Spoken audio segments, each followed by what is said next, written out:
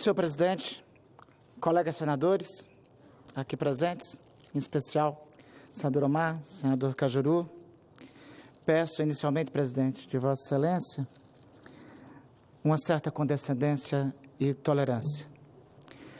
Me dirijo nesse momento, senhor presidente, sobretudo desta sagrada tribuna, aos meus concidadãos amapaenses.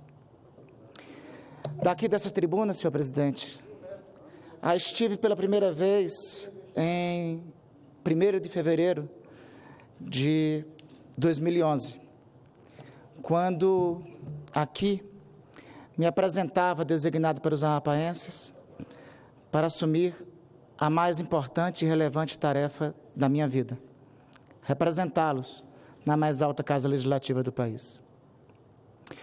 O sociólogo francês François Dolbet, em sua recente obra, O Tempo das Paixões Tristes, descreve as razões do crescimento do populismo fascista na atualidade. Dolbet encontra essas razões no aumento das desigualdades, mas, sobretudo, pela natureza do aumento das desigualdades. O sofrimento social não é mais experimentado como uma provação que exige lutas coletivas, mas como uma série de injustiças pessoais, discriminações, experiências de desprezo, questionamentos de autoestima. O mundo de múltiplas desigualdades gera, lamentável e tristemente, uma sociedade raivosa. Essa experiência histórica já tivemos no passado. No final dos anos 1920, durante os anos 30 do ano passado, do século passado. Dessa experiência histórica, sabemos o resultado, o florescimento dos fascismos na Europa. Nós nunca, senhor presidente, em toda a nossa história, tivemos uma situação como a que vivemos hoje no Brasil. Existe, lamentavelmente, no ar um culto à morte, presente não somente na pandemia, mas no desprezo à vida. Presente quando personalidades da nossa cultura morrem e o mais alto mandatário da nação simplesmente desconsidera. Vivemos um tempo triste de encantamento com a morte. A morte e a morte metafórica, a destruição da Amazônia, a luta pela destruição da cultura indígena, a luta por destruir tudo que nós chamamos de cultura, a destruição da cultura, a destruição da ciência. Chegamos a pensar, só um fetiche alucinado pode corresponder e justificar esse tipo de cultura à morte que vivemos. A brutalidade e a violência, senhor presidente, nunca nos resumiu. Nunca resumiu o nosso povo. Aliás, Vinícius de Moraes aqui dizia, nós temos um batuque de alegria na nossa alma. Estamos regredindo a um tempo do presente em que um rapaz negro pode ser imobilizado, amarrado e açoitado até a morte. Isso ocorrendo a 1 quilômetro da residência do presidente da República, no Rio de Janeiro. Isto, lamentavelmente, diz muito da nossa formação enquanto Estado e sociedade. Lamentavelmente, fizemos isso durante séculos na nossa formação. Mas isso é o pior, do pior, do pior, do pior de nós. É o pior do que nós somos. É o fundo do poço da nossa brasilidade. Meu caro Omar, nós aprendemos com a nossa existência que nós não escolhemos os tempos em que vivemos, mas escolhemos o que podemos fazer para mudar os tempos em que vivemos. Como já disse, há 10 anos inaugurava essa tribuna. Para cá, eu fui designado para a mais honrosa das tarefas de minha vida, representar nesses azuis tapetes, naquela época, aos 36 anos de idade, ladeando a honrosa galeria entre os mais jovens a assegurar assento na casa de Rui Barbosa, para representar aqui os amapaenses. tive mais do que pedi. Cheguei muito mais longe do que mereço. A cada dia aqui, procuro retribuir a confiança e o bem que meus concidadãos me fizeram. Ao longo desse tempo, pelo Amapá, aprovamos 2 emendas constitucionais, reconhecendo direitos dos pioneiros na transição do território para o Estado, a ingressarem no quadro da União. Hoje, mais de 3.500 amapaenses são servidores federais. Isso representou um acréscimo de mais de 50% em suas rendas e uma economia de mais de 400 milhões ao ano aos cofres do Estado do Amapá e aos municípios. Resolvemos históricos problemas em relação aos servidores de reinserção e resgate, como o que aconteceu com os chamados grupos 992 e 1050, anteriormente excluídos das folhas de pagamento. Não satisfeito com isso, apresentei em 2018 a proposta de emenda constitucional número 7, ampliando esse direito também para os amapaenses que trabalharam até 1998, ao exemplo do que aconteceu com os irmãos do estado de Rondônia.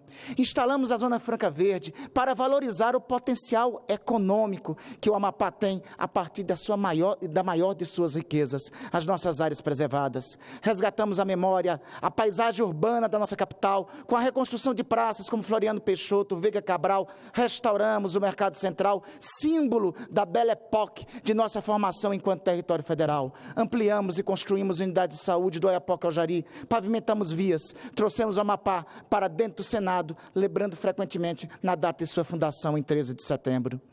Nesses períodos, a relação do governo federal com o Amapá pode ser dividida em 2 partes. No primeiro período, nosso mandato contribuiu e trabalhou junto para a conclusão do novo e moderno Aeroporto Internacional de Macapá, cuja obra se arrastava há décadas. Foram construídos e entregues pelo menos 5 conjuntos habitacionais com aproximadamente 5.000 unidades e praticamente concluído o hospital universitário, que agora, na pandemia da Covid-19, cumpriu papel necessário para a vida de centenas de milhares de concidadãos.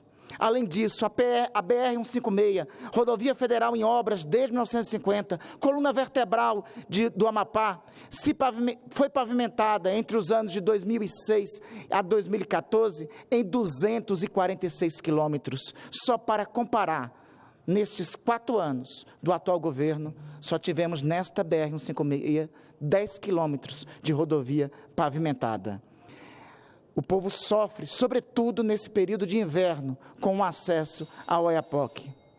Na educação, a Universidade Federal do Amapá dobrou de tamanho, passando de 13 para 26 cursos. Foram introduzidos cursos como medicina, engenharia civil, ciências ambientais. De apenas um campus em Macapá, expandiu-se para mais 3, aí incluindo o campus binacional do Oiapoque. De nenhum curso de pós-graduação, nos estendemos a Unifap para 5 cursos de mestrado e 3 de doutorado. Hoje, a Universidade Federal do Amapá conta com mais de 6.000 acadêmicos. O mesmo ocorreu com a implantação do Instituto Federal do Amapá, implantado em 2010, estando atualmente presente em 6 municípios do estado, com aproximadamente 8.000 alunos matriculados em cursos técnicos de graduação e pós-graduação. Lamentavelmente, hoje, nem a Universidade Federal do Amapá, nem o Instituto Federal de Educação teve uma expansão sequer nesses anos. Ao contrário, ambos vivem o drama do contingenciamento de recursos. Em março de 2017, inauguramos a ponte binacional, unindo o Amapá à Guiana Francesa, o Brasil e a França. Este seria um passo decisivo para nossa integração com os nossos irmãos do Oiapoque, de São Georges e com nossos parceiros franceses. Lamentavelmente, no tempo atual, o governo federal resolve empreender uma insana guerra com os irmãos franceses. Só o povo do Oiapoque sabe a importância da nossa relação comum. Além de insana guerra, excêntrica, senhor presidente, falando de uma tal anexação. Talvez, para quem não conhece o Amapá, sobretudo as autoridades do governo federal, seja necessário lembrá-los que nossos conflitos transfronteiriços foram resolvidos no século XIX, precisamente em 15 de maio de 1895, há mais de um século. Talvez seja necessário contar para eles de uma realidade que eles não entendam. De lá para cá, a nossa realidade com os franceses sempre tem sido de igual cooperação.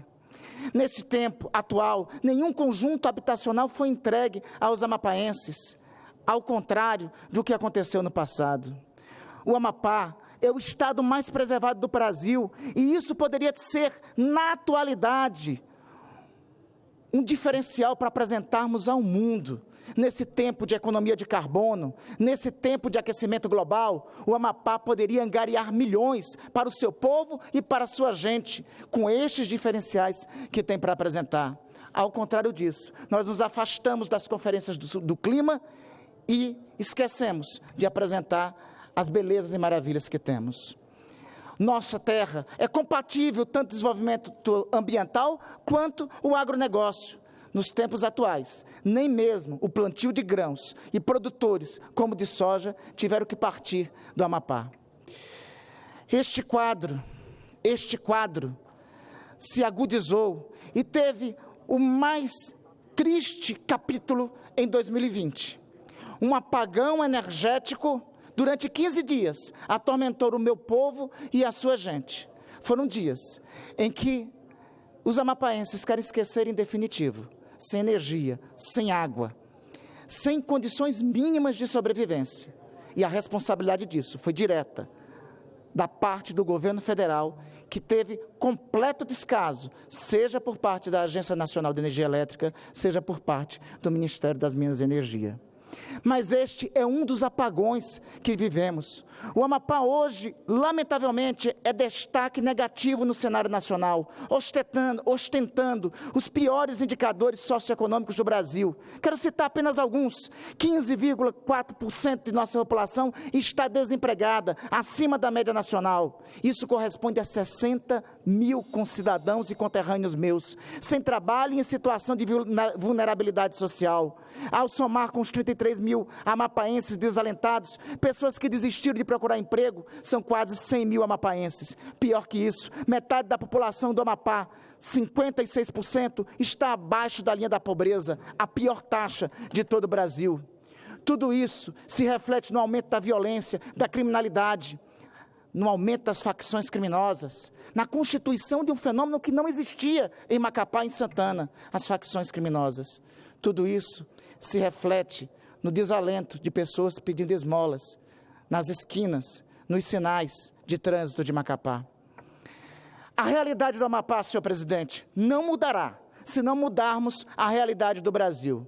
Desde a Batalha de 15 de maio de 1895 e desde a criação do território federal do Amapá, os nossos destinos estão umbilicamente cruzados. Tal qual no passado, em outubro de 2022, os destinos do Amapá e do Brasil se cruzam, desta feita, apontando para o futuro. Senhor presidente, há um mês, recebi o convite do presidente Lula para auxiliá-lo na coordenação de sua campanha e acompanhá-lo na mais importante tarefa de nosso tempo, resgatar o nosso país do horror em que vive. Reconstruir não somente a nossa nação destruída pelo ódio, mas, sobretudo, recuperar as relações de uma sociedade desesperançada. Nos últimos meses, os meus concidadãos, homens, mulheres, e, sobretudo, a juventude, linda juventude deste tempo, me acariciou e animou para um dos maiores sonhos que qualquer político, em qualquer tempo, poderia ter: governar a sua terra.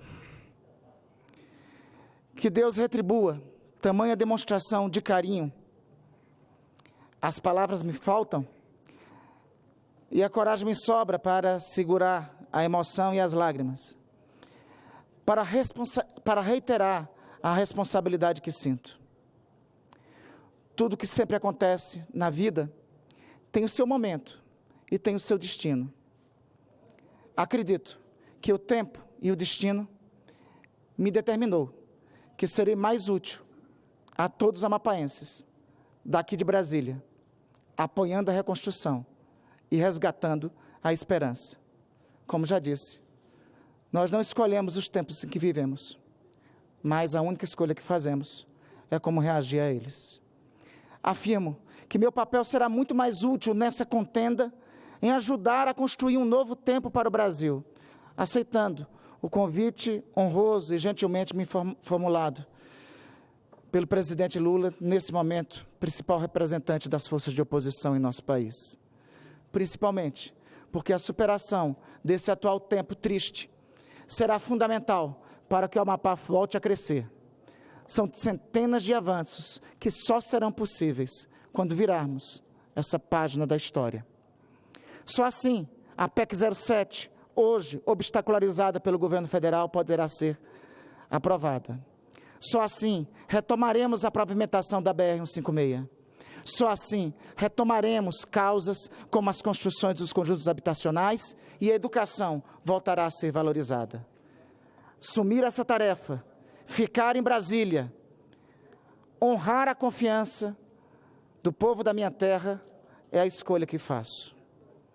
Ao mesmo tempo, os meus esforços a partir de agora, senhor presidente, serão também para manter a unidade dos partidos do campo democrático em meu estado, na minha terra. Para isso, humildemente, oferecemos o nome à juventude de um companheiro de jornada, Lucas Abraão, para me substituir na candidatura ao governo pelos partidos populares. Trabalharei com afinco e dialogarei sem imposição e sem arrogância. Conversaremos com o Partido Socialista Brasileiro, conversaremos com o Partido Socialista Brasileiro, com o Partido dos Trabalhadores, com o Partido Verde, com o PCdoB, com o Partido Socialismo e Liberdade e com o Movimento Democrático Brasileiro e com todos os partidos que quiserem se aliar no Amapá nessa empreitada.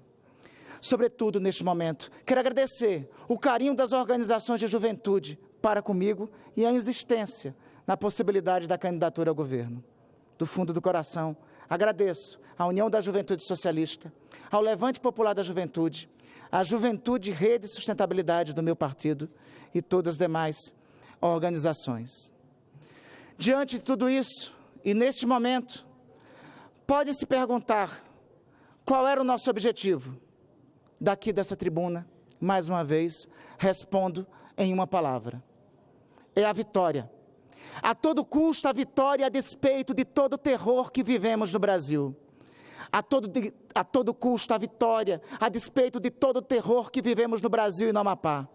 A vitória, mesmo que a estrada seja longa e penosa, pois sem vitória não haverá sobrevivência para tudo aquilo que o Amapá e o Brasil representam no hemisfério das nações livres. Não há sobrevivência para os ímpetos e para os estímulos daquelas épocas em que a humanidade se move para frente em direção aos seus objetivos. Assumo uma nova etapa de minhas tarefas na vida, com ânimo e com enorme esperança. Nossa tarefa é a reconstrução. Sou um dos milhões que querem o Brasil de volta. Sou um dos milhões que queremos o Brasil e o Amapá de volta ao seu caminho, de volta ao universo das nações democráticas, livres e prósperas. Sobretudo, sou um dos milhões que advogam pela inauguração de um novo tempo, para o Amapá, para o Brasil. Queria, Obrigado, Vossa Excelência, me dar